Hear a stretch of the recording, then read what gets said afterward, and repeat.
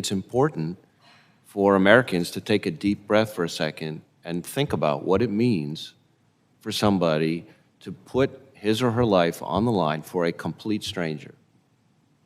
And then after they've paused and thought about that for a second, to think about what it means to get up every morning and do that day after day after day after day.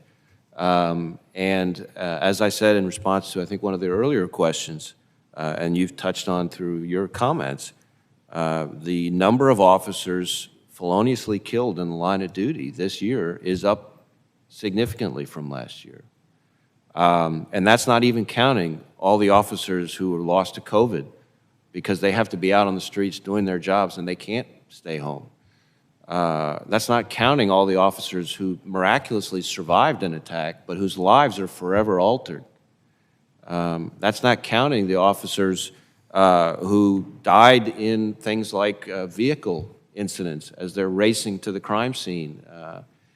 As I mentioned, I think, to Congressman Bishop, one of the things I started doing when I started in this job is I decided I was going to call every time an officer is shot and killed through adversarial action in this country. I was going to call myself, the chief or the sheriff, and express my condolences on behalf of the FBI. And each time I do it, I ask my staff to give me a picture, a photograph of the officer, and a description of, their family, so I know how many kids they had, how old their kids were. I had a guy recently who was engaged to be married, had 6 months out of his wedding day, who was killed.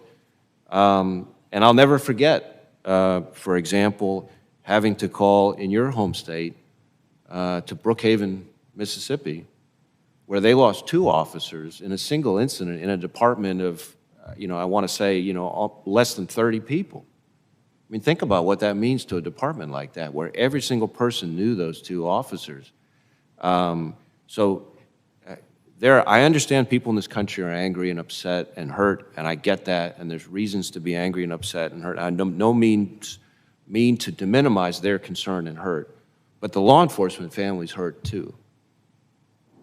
And these people who put on the uniform and go out to protect all of us and our families every day deserve some level of appreciation, and I appreciate your comments.